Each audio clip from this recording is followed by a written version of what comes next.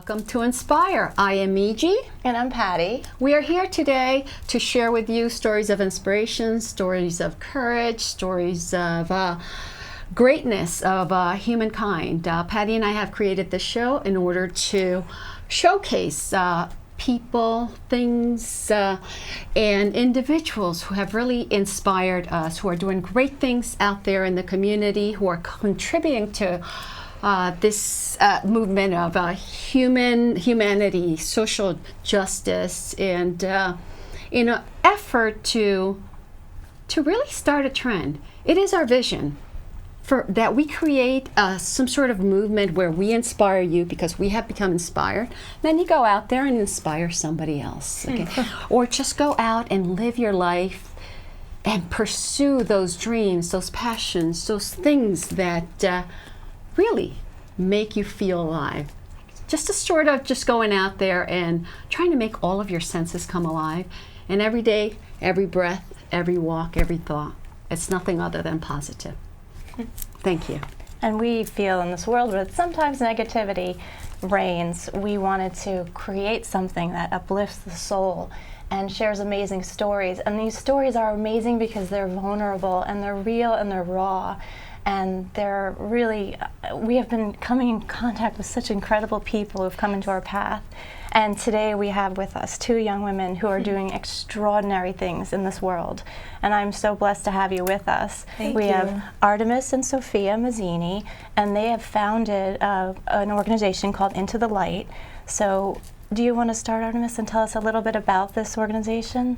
Of course. So first we want to start by saying thank you for having us here. We're very excited. It's an honor to share our story and kind of just open up about us, and it's an honor that you find us inspirational. So I do. We're excited to be here. Thank you. About 3 years ago now, our dad passed away from suicide. So sorry. And thank you. So I was a sophomore at Rutgers at the time. It was the end of my sophomore year of college, and my sister was coming in as a freshman. And we took a few months to grieve and to kind of process what exactly had happened to us. Maybe later we can get a little bit more into his story, but just about the organization for now to start. We, it was a surprise to us all. It was a surprise to our family, to our community, to our friends. Our dad was a very fun family man, successful man. Our house was the place where people wanted to be. This can happen to anybody, and that's part of our message. It's you think it's so distant, but it can really happen to anybody. That must have been so devastated. Yeah, very It's devastating, but something that was important to us was that we could turn a traumatic situation into something positive, and that's why we call our organization Into the Light. So did you come up with this name as you trying to support each other, as you trying to just heal, because all this pain? How did it come about? Yeah, so we, like Artemis said, we really wanted to make a change and we wanted to help people. So we wanted to bring the darkness that we experience into light. We wanted people to share their stories, to share, difficult things that they were going through, whether it's something traumatic or whether it's just something everyday, like failing a test or something like that. And we really wanted them to bring it into light, and because of that light, they're able to find help and to get the help that they really deserve and to find a community that's there for them. Yeah, and I think, what I found, and I could share a little bit just about, what happened to me my freshman year of college. I struggled with a lot of anxiety, and I knew I couldn't be the only one feeling like that, and I knew at college campus, it's hard to find the help you need. And Sophia and I were involved on campus, we're involved in different organizations, we're in Greek life, and I seeked out therapy on college campus my freshman year, and I wanted people to know, on university campus, our focus is young adults, so students, high schools and university students, Wonderful. that there's help out there. And, through our voice and now through other people's voices, we're able to get them the help that they need and that they deserve. So, our mission, you can talk a little bit about. Yeah, sure. So our mission is to rid the stigma around all mental health issues facing teens and young adults. Like we said, bringing that darkness into the light, making it known, making people feel comfortable talking about it. So to do that and to accomplish that mission, we put on different really fun events. We have speakers, we do educational things, and we basically just talk to young people and, you know, anyone, but our main focus is young people about mental health so they can kind of get themselves to help. So you're a platform of support for people all around that are dealing with stress and anxiety. We just had guests on our show from Rutgers, from the Gardens, and I was just thinking, Nice. we should connect you guys. Maybe you could host an event at the Gardens right there in Rutgers. We would love That'd be great. For sure. Yeah. I think, you know, the more we talk and the more I have conversations, whether it's something like this or whether it's just a regular conversation, you find that everybody is kind of going through something. You know, nobody's alone. And if we keep these experiences that have happened to us to ourselves, you're going to feel alone. But if we're able to start this conversation, and that's exactly what we were able to do at Rutgers, you know, a conversation could go a long way. It could actually lead to saving lives is what we really believe. And you know, to talk about Into the Light's first start, we partnered with the American Foundation for Suicide Prevention, and we were a third-party event. And they said we could name our walk anything that we wanted. And they actually have Out of the Darkness walks, but we wanted to name ours Into the Light. I love that. Thank you for bringing. Thank you for finding them. This is awesome, Patty. You're awesome. Patty, you are thank you for incredible. being here. Yeah, she is amazing. You too, Meiji. We're just really grateful to be here. Thank you. Well, I know that the stigmas around mental health, and you are young, and you're growing up in this age of social media, and everyone's got, you know, the happy life on social media, and for others to see, that can almost be a show when there's so much pain inside. Exactly. But I think if we just are there for one another, like you're saying, and you're offering that, I think it's fantastic. Yeah. Thank you. That's like really what we hope to do and what we try to do. And I've even noticed that once Artemis and I came out with our story and told people, because it wasn't really a known thing, you know, as soon as he passed away, everyone wasn't like, oh yeah, of course it was this. So once we started telling our story, a lot of people were like, you know, thank you for sharing your story. This happened to me, and I've always just held it in. You know, I've never talked to this about this with anyone, or you know, I had debated suicide, but now seeing you guys get through something like this, I'm able to go get help and really realize the importance, how much people care about you, how much people want to be there for you. So it's almost like you're breaking through the pain with awareness. You're actually just sharing your voice, but creating that portal, like I said, just for others to share that. And Patty, what really, how did you come across these remarkable young ladies, and what sparked your interest? Well, from a mutual friend, she said, you have to talk to these women. They are so incredible, and they're so young to be so wise and to be making such a difference in the community. And I know that you had an event recently, which is now going to be an annual event. Can you tell us about that? It's this 5K race that it just draws so much attention. Yeah, so, you know, some of the, like I said, it originally started, our walk first started with the American Foundation for Suicide Prevention. And they had said, you know, normally at these events, first events, we raise about $5,000, and you'll have about 200 to 300 people at your first event. We ended up having about 1,300 people at the first event, and we raised over $86,000 for the American Foundation for Suicide Prevention. Unbelievable. Now, what did this tell us? That there's a need for this type of energy on campus. Not only are we bringing conversation, not only are we guiding people to where they can get help, it's also we're starting this energy, this buzz on campus that people kind of felt excited to be a part of. You're healing pain. We're healing pain. And like, it wasn't just the everyday you have, you know, your teacher telling you what depression is all about or what suicide is all about, or you know, sometimes it's hard to hear it from some type of an adult, but from seeing it from kids, and you know, like, we're coming out, we're starting this energy, and they can be a part of this, and we're getting shirts made, and we're, you know, showing them, hey, this is where the counseling center is, see our website, this is, you know, these are where the resources are. People felt excited to kind of start sharing their story, and that was kind of where we started Into the Light. We said, we're going to make this our own, we're going to become a 501c3. So in 2018, we became an official nonprofit corporation, which is awesome. And we've done, like Sophia said before, we've done panels with different, you know, with all different types of foundations. We've done presentations, and we go into high schools. And, you know, we were actually at a high school. Sophia, so I went in for a few of the days at this one specific high school. Sophia went in 2 days in a row, 8 back-to-back presentations per day. So busy. People are loving it. We pass out surveys after. Students are like, this is the first time, I feel like I can actually go and get the help I need. But this, past year, we actually had our second annual event at Rutgers. Yay. So you could speak a little bit to that. Yeah, so we had our second annual 5K, which you said, and it was amazing. And I think Artemis really highlighted this. It's something that people get excited about. A lot of, especially when people are talking about mental health, it's really difficult for people to talk about it. And it's kind of sad, and it's a lot of remembrance and all that. But like we said, our whole thing is to bring it into the light and to make it more positive. So it's really started like a movement on campus. These events, people look forward to the runs. I have people come up to me like when I'm walking on the street saying, "Oh my gosh, you're the run girl! Like, when's the next run? When is this gonna happen?" So it's like it's okay to be in pain, Yes. but you don't have to stay there. You What do don't you have think, to- exactly- Maddie? You don't have to That's stay there, exactly and you don't it. have to go through it alone. Everyone goes through up and downs, and sometimes it's more traumatic. Some people get it a lot worse or a lot better than other people do. But the whole point is that there's this community that's there. And I think the 5K is really what highlights that community, because it brings everyone together in one place. And there's speakers and there's music and people are having a good time. People are encouraging each other throughout the run, push through this little hard time, and maybe you'll see that you can push through your big hard times too. And So, you're really generating some great donations to Yeah. support the movement too. It's incredible. And I think something, for us that we've done, we see sometimes with donations, you don't always know where your donations are going. You don't know what it's impacting. But what we've been able to do is partner with the high schools we're either doing a community event with, or with the universities we're working with. So with Rutgers, so far in our instance, we're looking to grow.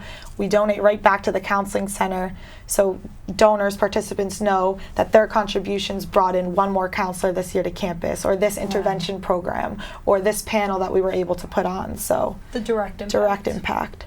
And you're also gaining the attention of the medical community and the therapists. Exactly. And, Carol Davis, an incredible Yes. therapist, Yeah. is very on board with what you're doing. And Yeah. I just think it's incredible because you're gaining that attention, Yep. and you are doing what you're saying. You're bringing the mental illness is not something you have to be alone with Yeah. Yeah. anymore. And mental illness has a wide range of manifestations. Yep. You talk about suicide, but it could be depression, it could be Bipolar, self-harming, it could be Yeah. so many things. So do you align with, you seek organizations that you can partner with and contribute to the cause, or is it solely for suicide prevention? So actually, thank you for bringing this up. Since our story is one that relates to suicide, I think a lot of people assume that it's only suicide, but it's not. It's not just depression or anxiety or suicide. Our mission is to rid the stigma around all mental health illnesses. So this does go with schizophrenia, bipolar disorder, like whatever Eating you guys can imagine, disorders. eating disorders. So what we try to do, like we said, we partner with the school and we donate directly back to that mental health program. But we also have decided that we want to let the community speak for itself and kind of say, hey, listen, we have noticed that there's really a lot of eating disorders in this community. So if you could find a national organization to donate to for eating disorders, then we'll find an organization that we believe is like a really great eating disorder organization and donate back to them. So we kind of choose to focus on what that community feels is really important for them. Oh, go ahead. Well, no, I was just going to say that we're looking, like this year we did donate back to the American Foundation for Suicide Prevention again, and to Rutgers, to both. But right now our strategy of Into the Light is also, we might be kind of just focusing on donating back to the school, but our speakers at the event, when we have the speakers come in and talk, that's the serious, as much as the energy we're bringing around this is there, this is a serious topic too, and that's where the speakers come in hand. So we might have somebody that's had some experience with an eating disorder or bipolar disorder or schizophrenia, whatever the disorder might be, they're all important, So that's kind of where, we bring in the attention to whatever illness it might be as the speaker, And because we want to relate there's to everyone. such need. I'm yeah. here and I'm listening, Yep. and I'm going here to my buddy that I Yeah. love. But Patty is starting an organization to assist with her daughter's schools, and you talk a little bit more about that, so I don't want to take that, but I'm Yeah. thinking all I see is maybe you should talk afterwards, because perhaps you can partner and they can be that supporting structure that allows you to take your program into the schools and to the communities, and so that you can start. She's just ready to go and just looking for a partnership to be able to just provide one more avenue for the schools with children with disabilities to be able to communicate, so that they don't have to be in pain at home. Because they may not be able to communicate, or they may feel anxious about going into the next classroom. I mean, we all get anxious when we have to start something new. Could you imagine a child that doesn't have the skill or the ability to speak and tell you that I'm hurting? Or so I really and also think the families. absolutely the the parents, and I'm just diagnosis. I mean, I'm sorry, I'm throwing it out there, I but love it. I think you should have, because I think the heavens, God's connecting things, because I think that's that's how it works. total support that you're looking for, and they're right here. Look at them. They're beautiful, they're young, they're energetic, they're absolutely raging and positivity and kindness. Thank so you. Oh, Yeah, I thank think you. that there's so much that you can do, and your impact, and you're just starting. Yeah, we you know, want- it could have gone a whole other way. You could have collapsed and not, just not taken charge and control and helped so many other people, countless Thank you. people. Thank you. Yeah, I mean, from hearing your story too, we'll definitely talk after more. Yeah. But you're such an inspiration, and she's amazing. yeah, I think that's why this show is great, though, because you're giving, not only yourself but other people the platform to be able to, share their story and share their, human kindness actions. Let's say. So I think it's a really good thing you're doing. I bet your families are so proud, and you have been able to comfort them in so many ways, and you were able to transition the pain into what you're doing is transformation. So you're bringing it to the light, but you're transforming pain and sorrow and all these things into something positive, and giving back to the community, which is, I'm sure, why Patty said she kept on talking about you guys, because I need to bring them, So. Thank you. Yeah. And too, I know.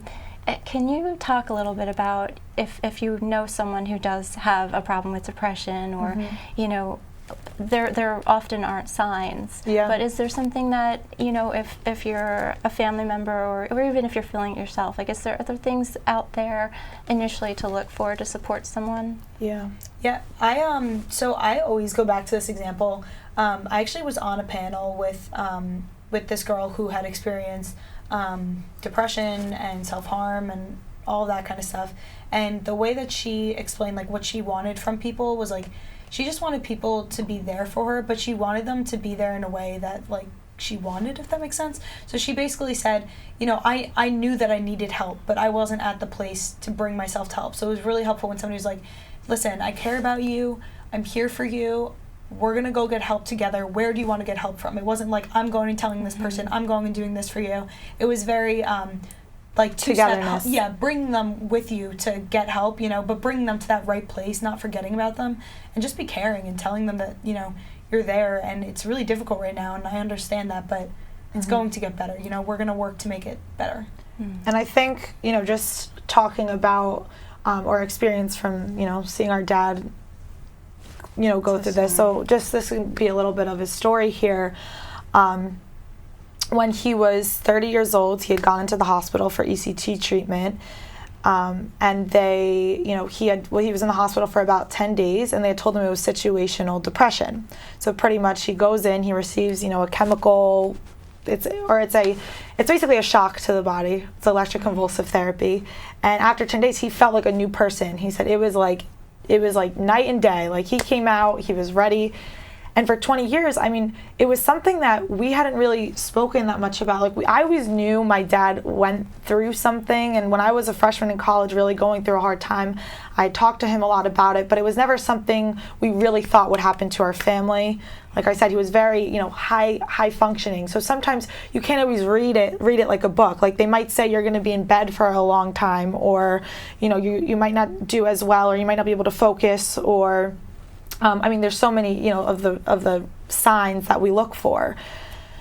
And I think right before, he had passed away, there was definitely, I'm empathetic, I think, so I could definitely tell that something was up, and I would try talking to him. But I think that togetherness piece is important, just letting a person know you're there for them, and trying to guide them to the help they need with you, not just saying you need to do this, because sometimes they really can't bring themselves to do something, So I think it's just good to always listen and to be very empathetic and to be there. And if you feel like you're experiencing something yourself, be okay with not being okay, and be able to talk to somebody. I think those are really, listening and being able to kind of explain what's going on without feeling ashamed of what's happening to you. Right. Because I always say with our own situation that if my dad, it was hard for him because he was such a big authoritative figure, for us, for our community, that it was hard for him to speak up. And I never felt anger. I don't blame him for anything. He had an illness that he struggled with, and that's what I want people to understand.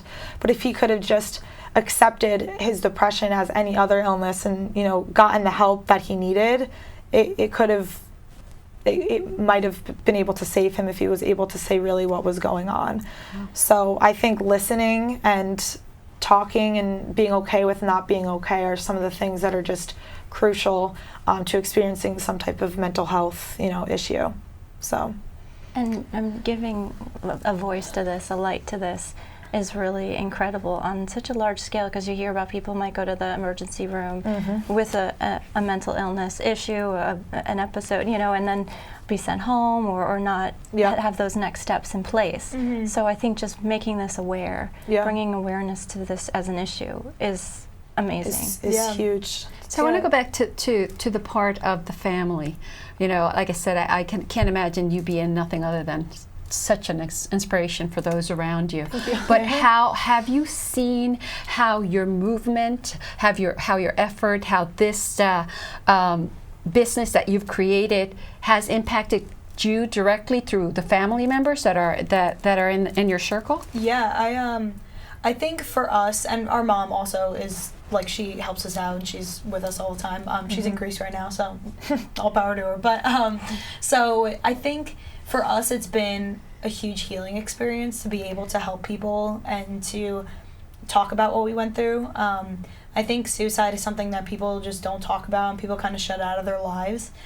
So we were fortunate enough that, we feel comfortable talking about it, so we've come to terms with it, and we've come to terms with what happened, and we've kind of jointly decided that we want to stop this from happening to other people around us.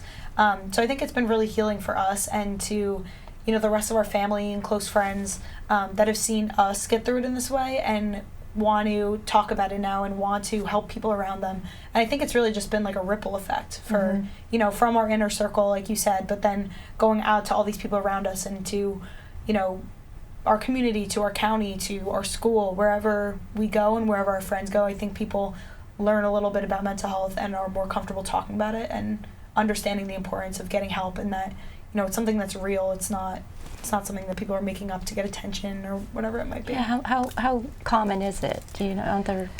Yeah, so there's about 1 million deaths by suicide per year, which is about 1 in every 40 seconds. So every 40 seconds, somebody is taking their own life, which is an absolute horror. It's tragedy. It's tragedy. And, just back to this family aspect quickly, I want to say that when my dad first passed away, there were rumors going around that he had a heart attack in the woods, and because he had gone out on a walk in the woods, and there's just all these rumors going on. And we made it very clear that we would not be ashamed of what happened to us, that our dad struggled with something, and it's an illness just like any other illness. And I think at first, when we had a lot of friends and family coming to us, to our house and comforting us, but it was a hard and weird thing because our friends were also experiencing so much pain in our family.